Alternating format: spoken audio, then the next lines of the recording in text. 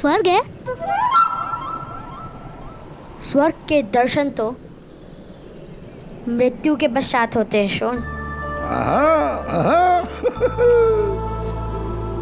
पुत्र शोन, ये राजभवन है, राजा का निवास और कार्यस्थल।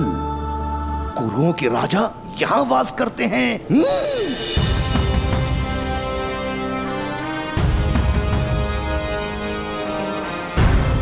राजा इतने बड़े भवन में रहते हैं तो देवता कितने बड़े भवन में रहते होंगे ताऊ?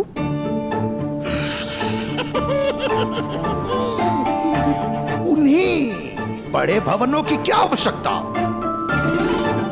जो अपने आकार से संतुष्ट नहीं होते, वो बड़े भवन बनाते हैं।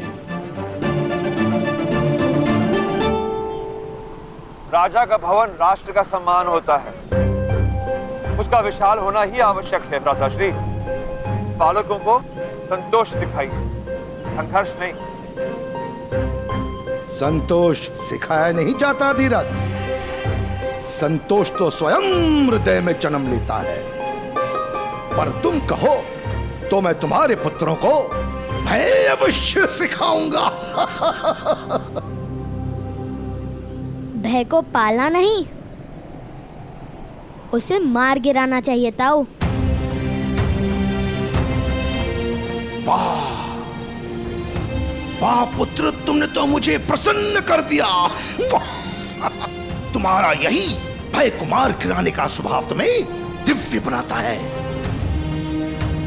देखो, श्वान की ओर पत्थर फेंको तो श्वान पत्थर की ओर भौंकता है, परंतु सिंह की ओर पत्थर फेंको तो सिंह पत्थर फेंकने वाले पर कूदता है। और तुम वास्तव में सिंह हो। हाँ।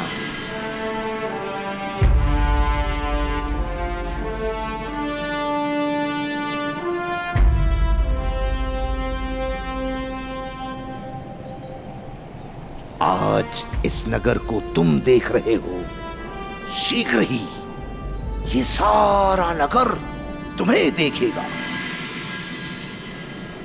नगर जन तुम्हें देखकर कहेंगे, देखो वो जा रहा है अधिरथ पुत्र कर्ण।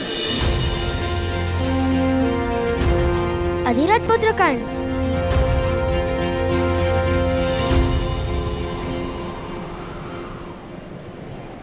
राधे कर्ण, राधे कर्ण।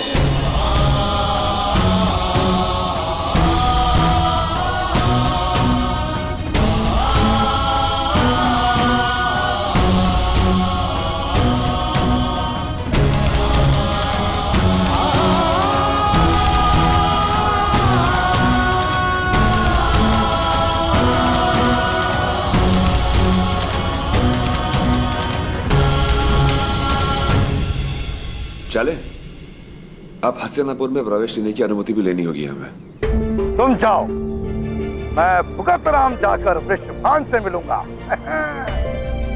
सूतों का वास वही है।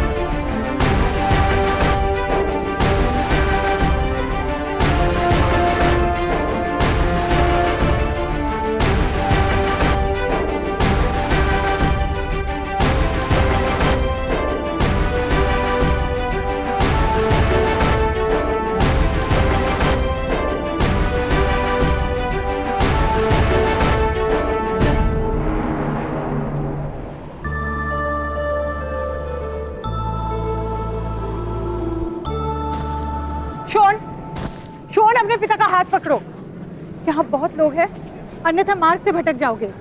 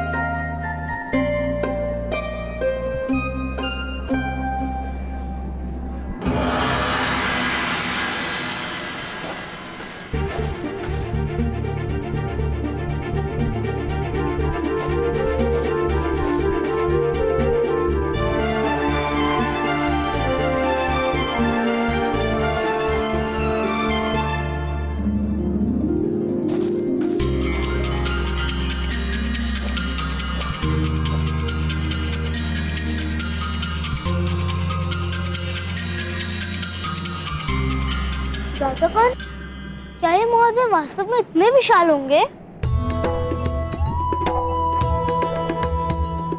सुना नहीं था उन्हें क्या कहा था? छोटा आकार, बड़ा भवन। तो छोटा आकार, बड़ी प्रतिमा। हमारे शंकुप्रत गांव के बड़े चाचा जैसा। उनकी ऊंचाई तो केवल इतनी थी, उनका निवास इतना बड़ा। ये बड़ाई चाचा का तो निवास ही नहीं। नहीं, कोई बढ़ई, सूत सुतार या लोहार यहाँ निवास नहीं कर सकते।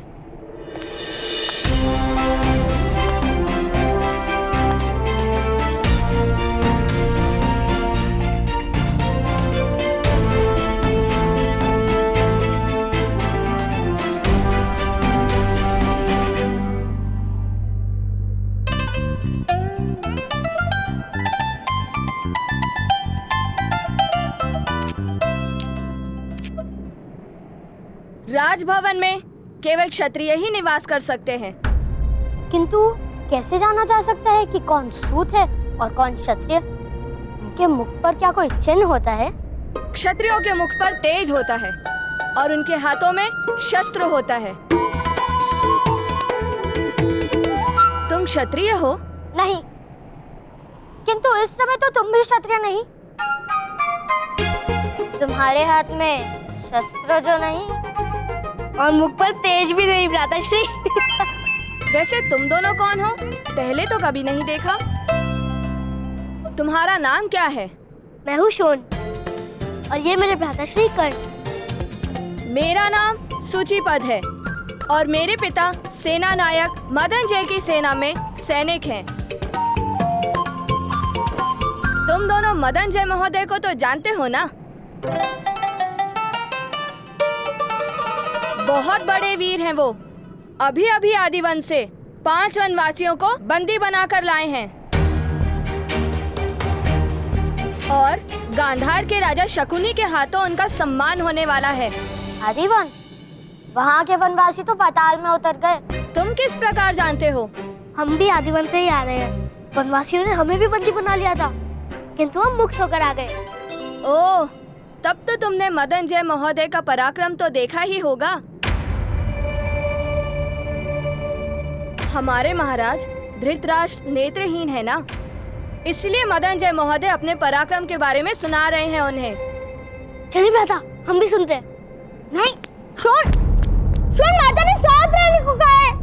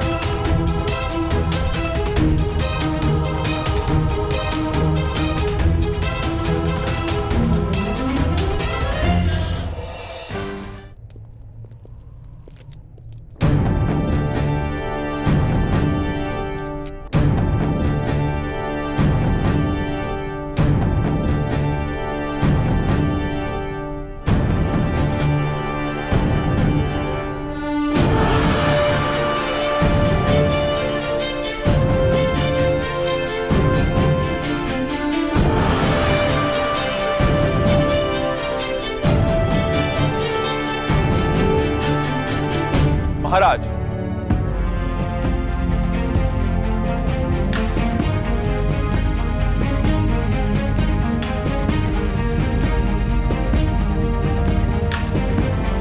बड़ा विकराल था वो वन। आदिदेव की भव्य और भयानक मूर्ति बनी थी। बहुत बड़ी जीभ आदिदेव के मुख से बाहर आ रही थी।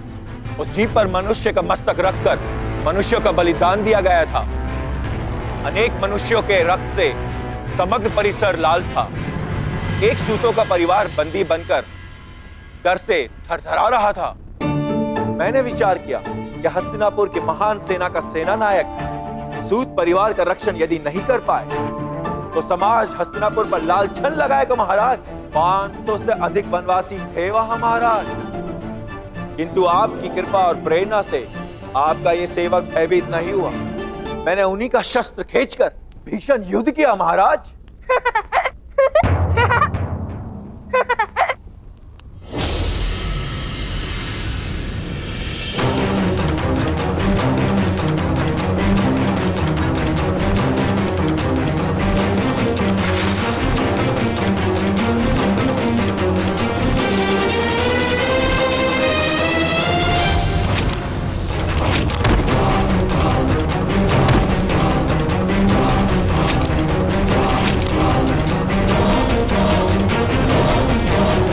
कौन है? कौन है साहब? मोहन, किसने विक्षेप किया? क्षमा कर दीजिए महाराज, मेरा भाई कुछ अधिक हंसता है। मोहन,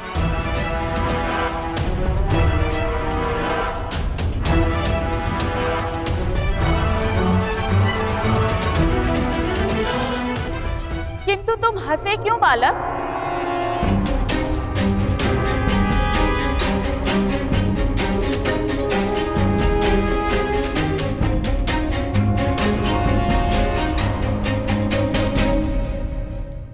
महामंत्री विदुर,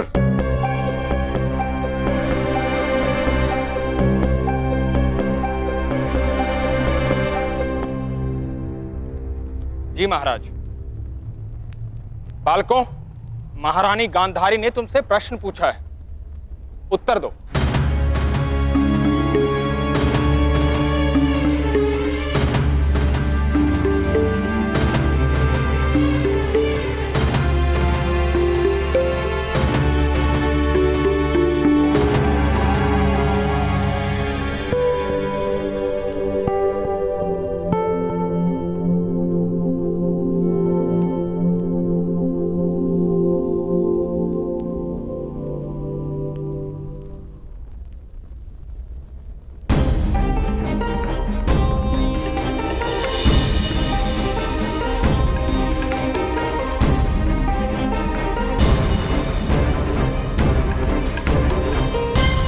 उत्तर दो बालक, तुम हंसे क्यों?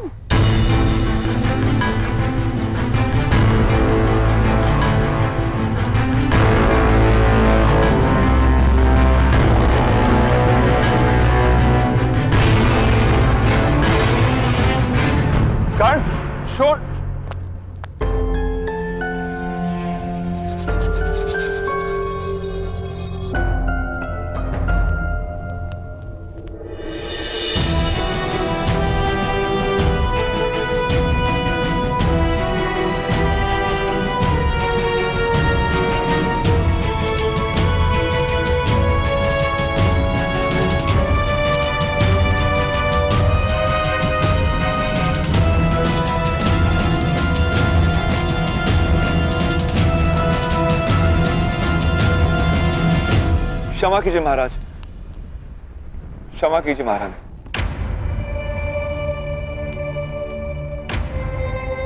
चलो चलो। ठहरिए। महारानी ने प्रश्न किया है, उत्तर दो बालक।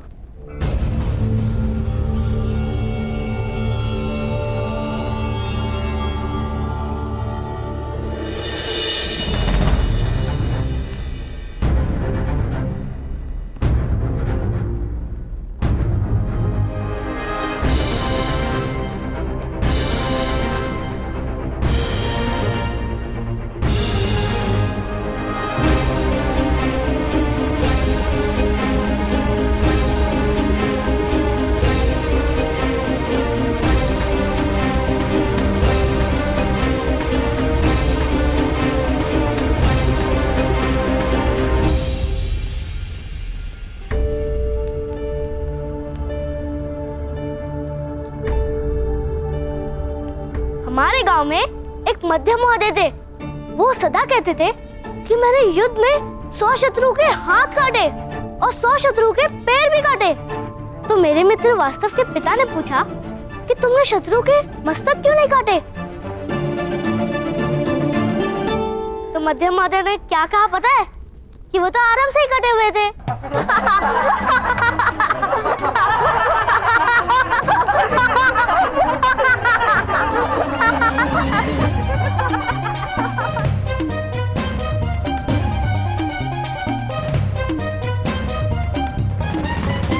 सम्राट धृतराष्ट्र के सामने खड़े होकर चेष्टा करने का साहस करते हो।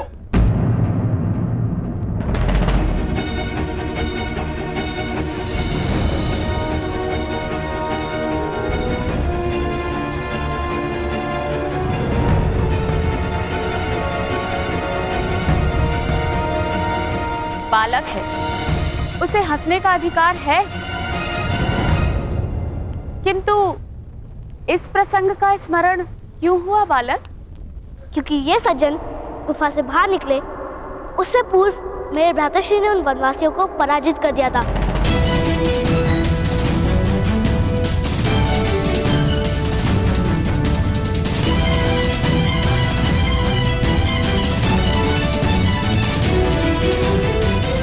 सत्य वचन।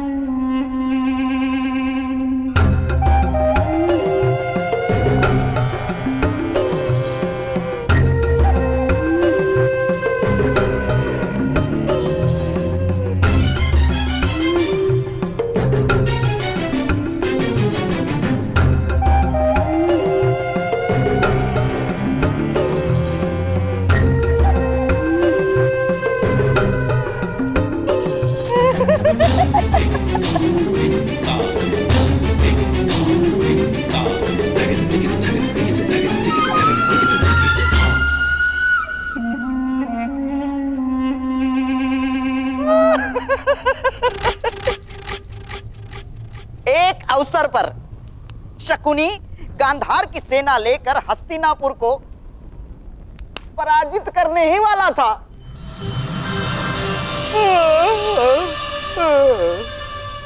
किंतु हमारी निद्रा ही टूट गई।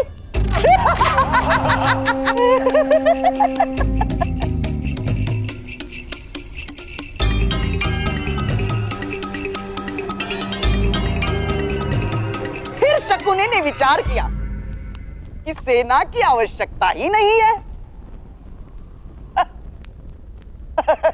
क्यों महामंत्री विदुर?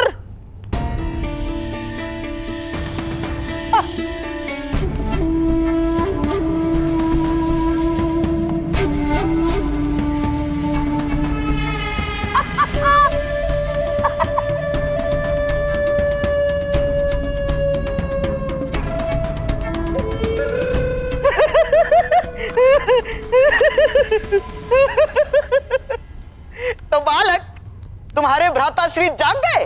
किंतु जो व्यक्ति वास्तव में कार्य कर सकता है उसे स्वप्न देखने की क्या आवश्यकता है? हाँ?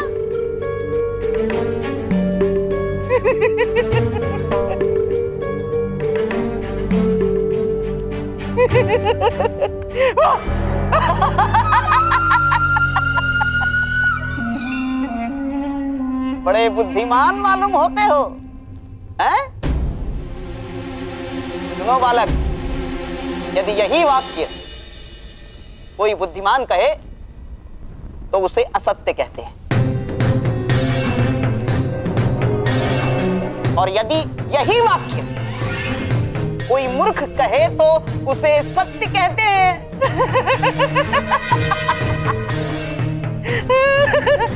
तुम कौन हो, बुद्धिमान कि मूर्ख?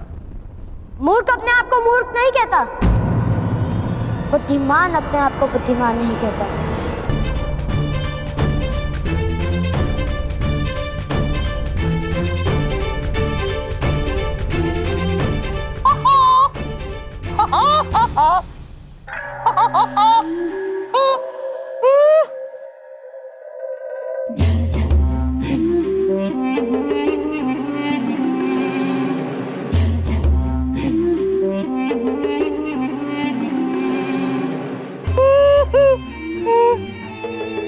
क्या यही है तुम्हारे भ्राताश्री?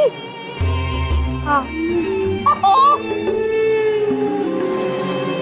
तुमने अकेले ने वनवासियों को पराजित कर दिया? जी।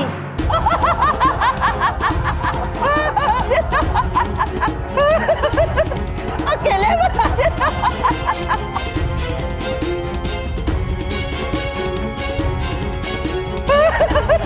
अकेले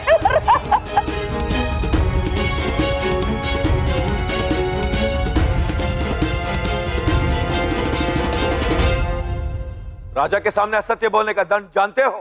नहीं, आप बताइए।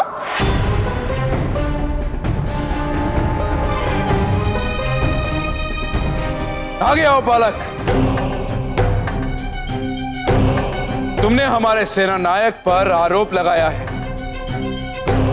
कि उसने वनवासियों को पराजित नहीं किया।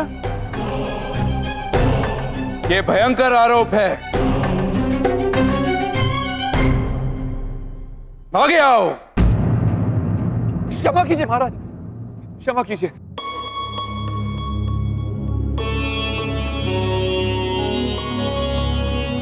सम्राट, मेरा पुत्र मूर्ख है। हम हसनापुर प्रथम बार आए। वो नहीं जानते किसके सामने मुंह खोला है उसने। क्षमा कर दीजिए। मौन रहो। आगे आओ बालक।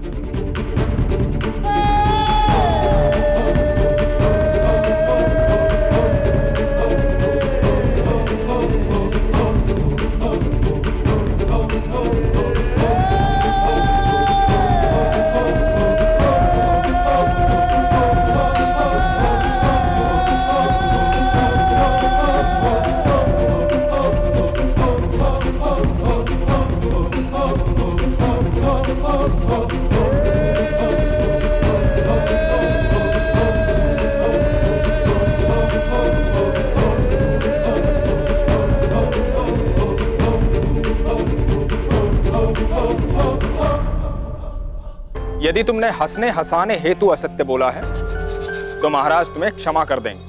मैं असत्य नहीं कह रहा हूँ। मेरे भ्राता ने उन वनवासियों को धनुष से पराजित किया था।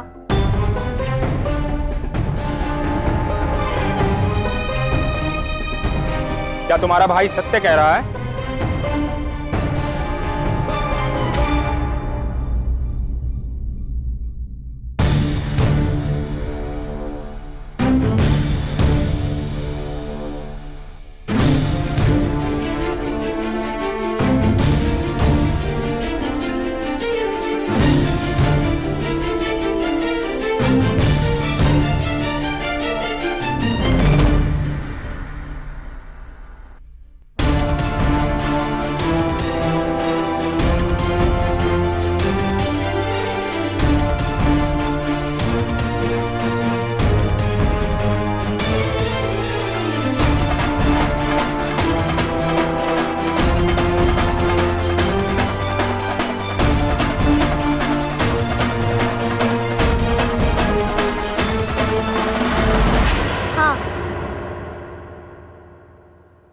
हम कभी असत्य नहीं बोलते।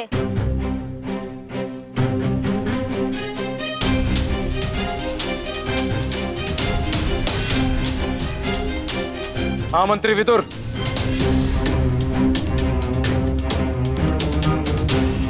कितने वर्ष का है ये बालक? 9-10 वर्ष का प्रतीत होता है महाराज।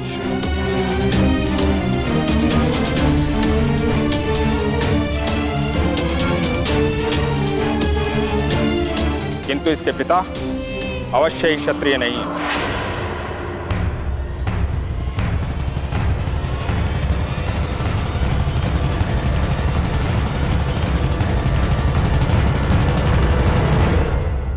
कौन सी जात के हो सज्जन?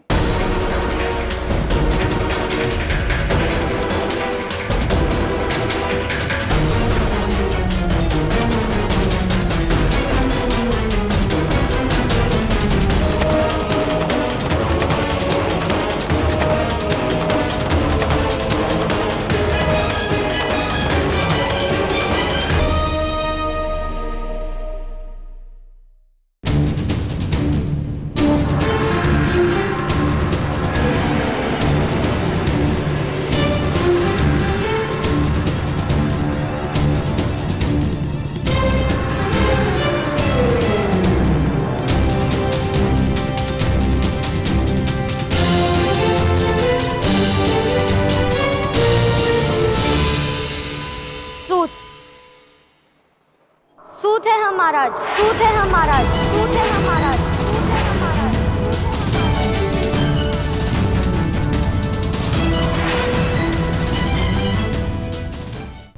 सूत है हम महाराज।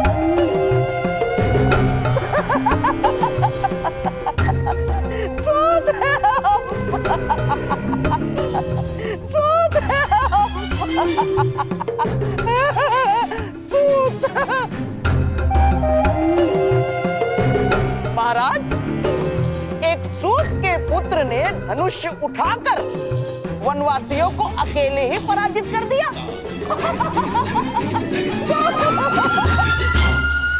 ये तो बड़ी आश्चर्य की बात है महाराज, है?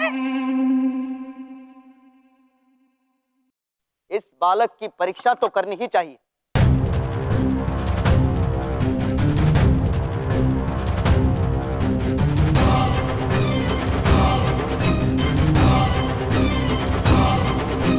जी महाराज।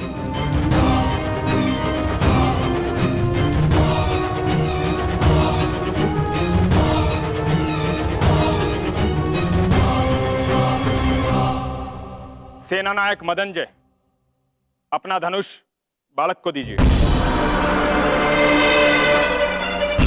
किंतु महामंत्री विदुर,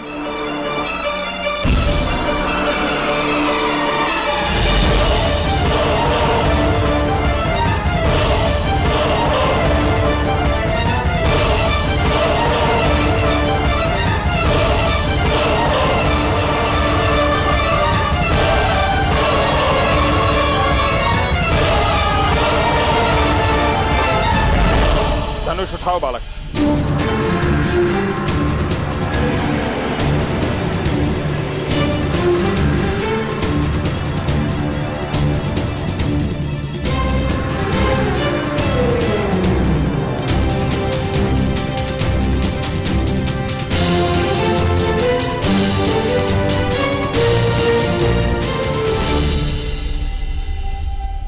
क्षमा कीजिए, मेरी माता का आदेश है कि मैं धनुष को स्पर्श ना करूं।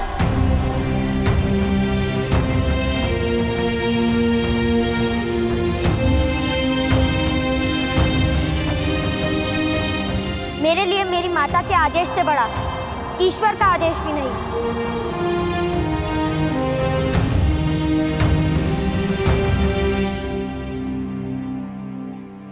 तुम्हारा समर्पण प्रशंसा के योग्य है, किंतु महाराज के आदेश के सामने तुम्हारी माता को अपने आदेश में परिवर्तन करना होगा।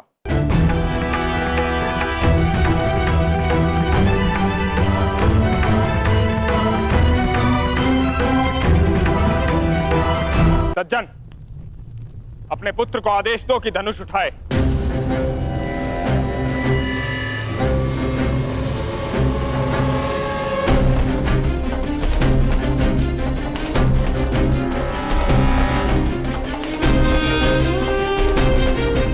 धनुष उठाओ और मेरे हाथों में दो।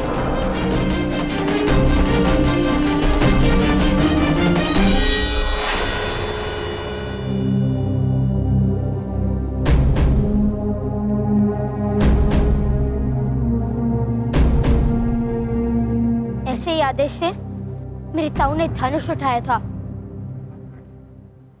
फिर उनका हाथ काट लिया गया था। क्या आप मेरा हाथ काटने की इच्छा रखते हैं? विवाद मत करो, धनुष उठाओ अथवा स्वीकार करो कि तुमने असत्य बोला है।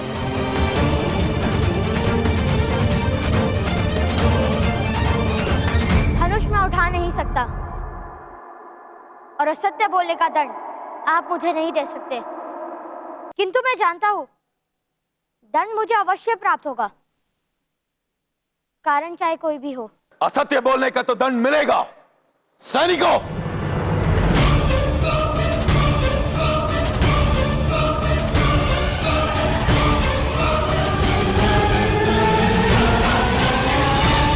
धनुष उठाओ पुत्र कर्ण।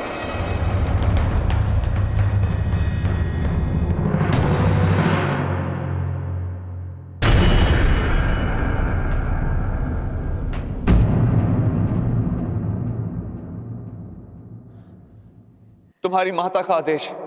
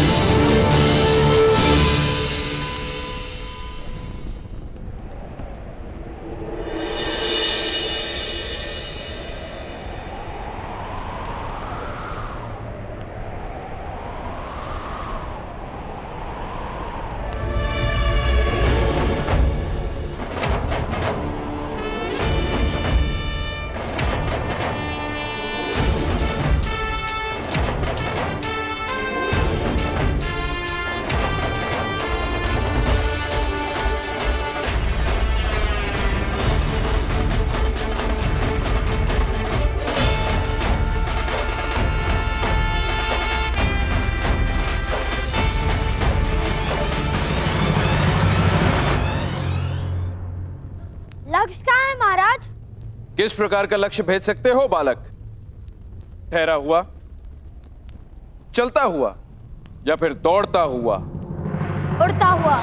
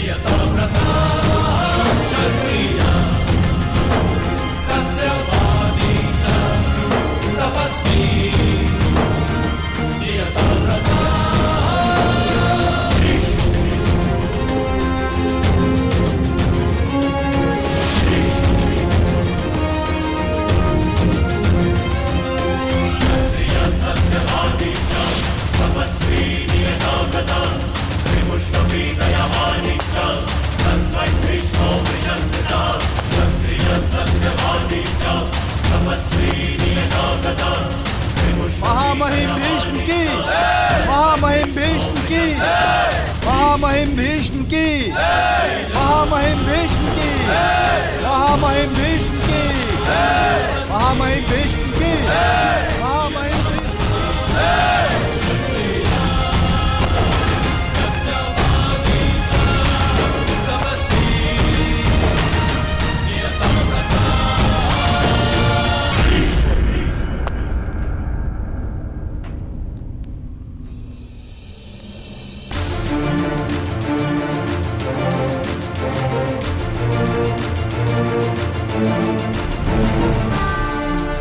महामहिम भीष्म, एक सूत ने इतने लोगों के सामने धनुष उठाने का अपराध किया है।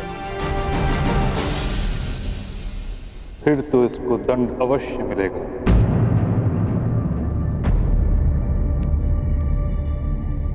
मदनजय, क्या ये वही बालक है जिसने वन में भी धनुष उठाया था? हाँ महामहिम, और इसने अनेक वनवासियों पर प्रहार भी किए थे। फिर तो घोर अपराध हुआ है सेनानायक मदनजय। जी महामहिम भीष्म, अब आप ही न्याय कीजिए। न्याय तो महामंत्री करेंगे। वन में समाज नहीं होता, और जहां समाज नहीं होता वहां समाज के नियम नहीं होते, और ना ही अपराध होता है। किंतु इस सभा में धनुष उठाने का दंड इस बालक को अवश्य प्राप्त होगा।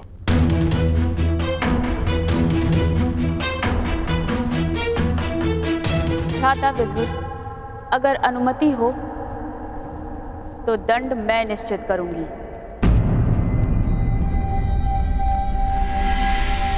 जी महारानी। इस बालक का दंड है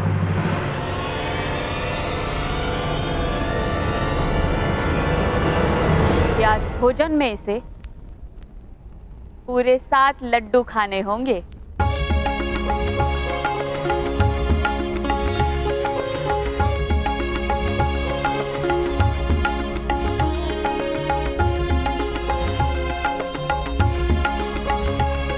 और मुझे? मैंने भी तो अपराध किया है। तुमने तो प्रथम अपराध किया है। तुम्हें पूरे 8 लड्डू खाने होंगे।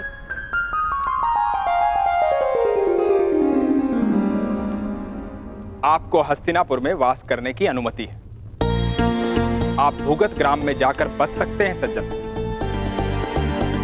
किंतु हस्तिनापुर में कुरुओं की परंपरा का पालन करना होगा। सारी परंपराएं अच्छे से जान लीजिएगा।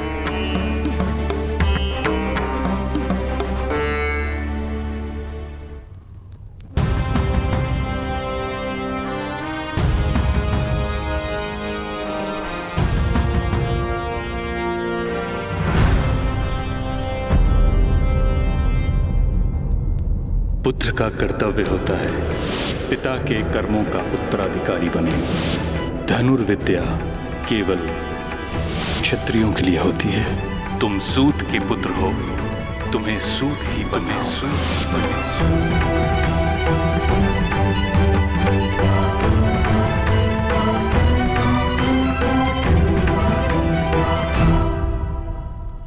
क्या आपको परंपराओं का विस्मरण हो रहा है? कर्ण,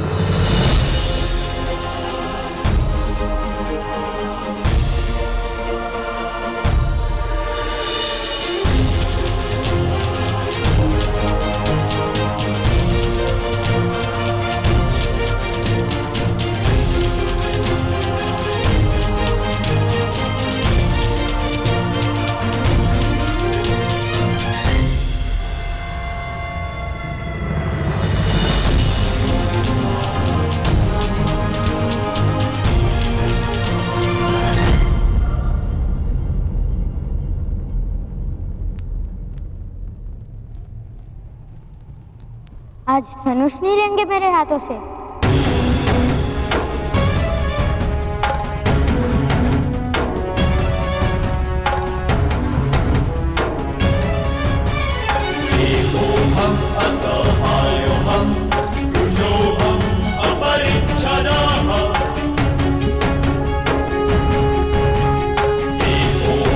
असहायोहम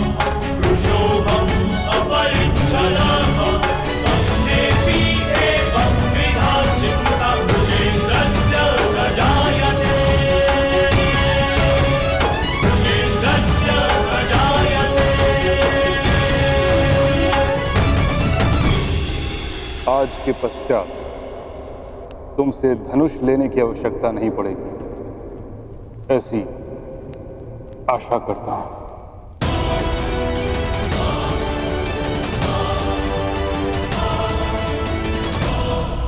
मुझे भी यही विश्वास है।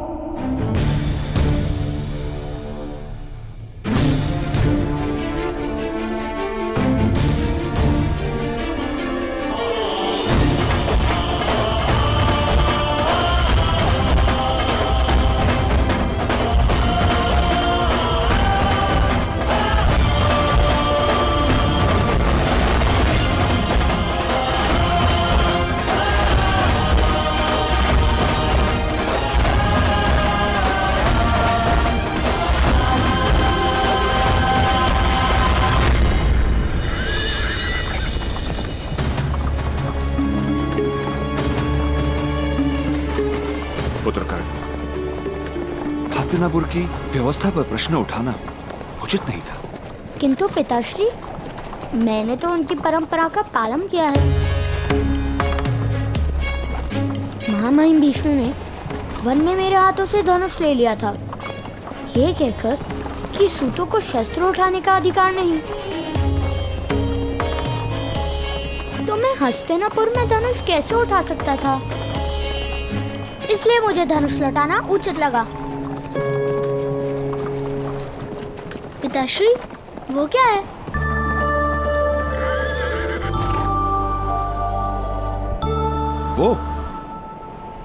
वो भगत ग्राम है पुत्र।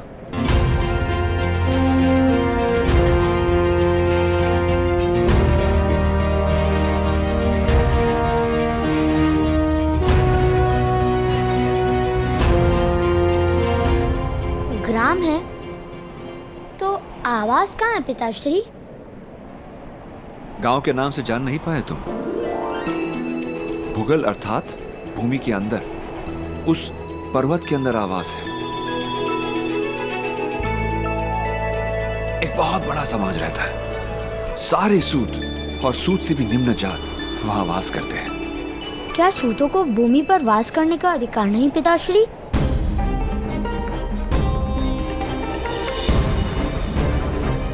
क्या वहां से आकाश दिखता होगा?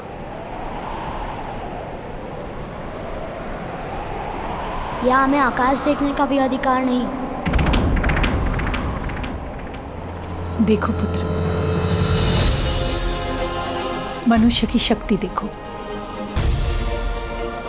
पर्वत का अंतर काटकर आवास बना लेता है।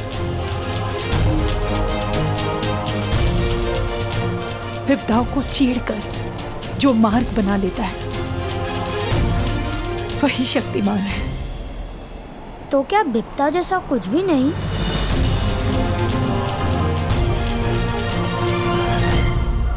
यहाँ पुत्र,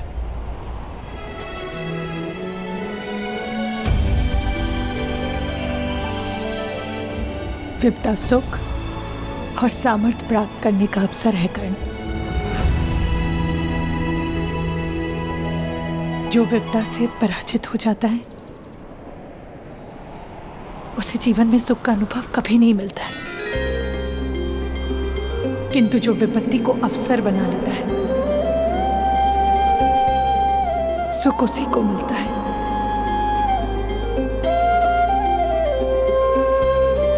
और ये ज्ञान मुझे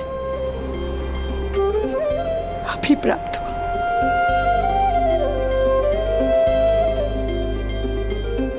अगर पहले प्राप्त होता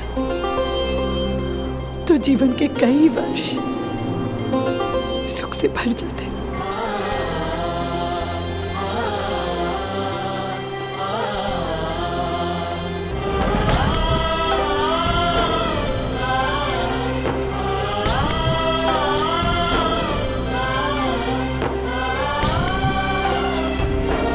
चले रहा था।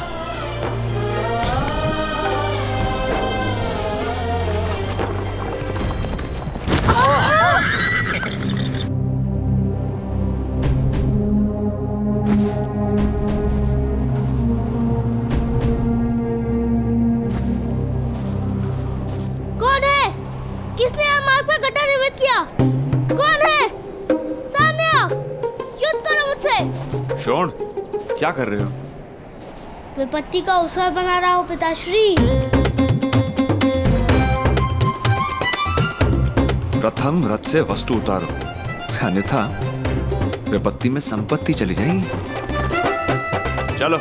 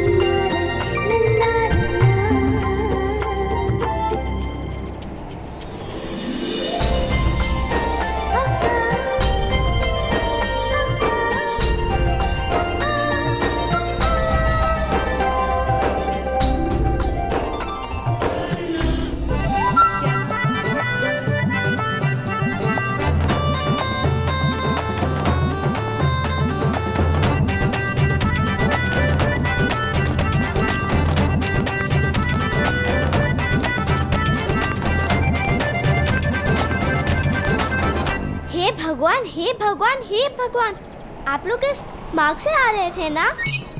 और आपका रथ मार्ग पे ऐसे रुड़क के चल रहा था कि वो गड्ढे में गिर गया ना? तुमने किस प्रकार जाना? हमने वहाँ से देखा कि आपका रथ गड्ढे में गिर गया। आप सब सुरक्षित तो है ना? किसी को कोई घाव तो नहीं हुआ? हाँ, हम सब स्वस्थ हैं। केवल हमारा रथ अस्वस्थ है। जिसने भी एक गड्ढा निर्मित किया है उसके तो प्राण ले लूंगा मैं। विपत्ति का अवसर बनाना जानता हूँ मैं। अवश्य। माता महोदय, आप रहने दीजिए। मेरे मित्र जाके सारी वस्तु निकाल आएंगे। आप अतिथि है ना? उत्तम, वामिल, जाके रथ में से सारी वस्तु निकाल आओ। यदि आपको रथ का पहिया बिठाना है तो मेरे पिताश्री बहुत बड़े प्रसिद्ध रथ कर्मी हैं और भुगत ग्राम के सूतों के नेता हैं। शीघ्र ही आकर रथ को ठीक कर देंगे। केवल 2 मुद्रा दाम में लेंगे। उसकी कोई आवश्यकता नहीं है। मैं भी रथ निर्माण करता हूँ, स्वयं कर लूंगा। नहीं, आपके पास सारे साधन नहीं होंगे। मैं कहूँगी पिताश्री से, अगर 2 मुद्रे अधिक है तो 1 मुद्रा में ही आपका कार्य कर देंगे। मेरे पिताश्री मेरी बात अवश्य मानेंगे। आप स्वस्थ होकर बैठिए। कितनी प्यारी है ना? क्या नाम है तुम्हारा? वैशाली। और तुम्हारे पिताश्री का? सुदृढ़भान।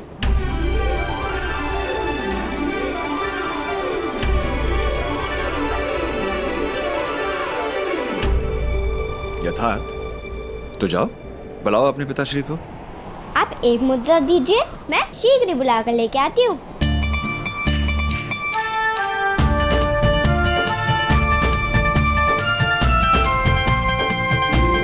अच्छा, मिट्टी वाले हाथ। तो ये गड्ढा इसने निर्मित किया है।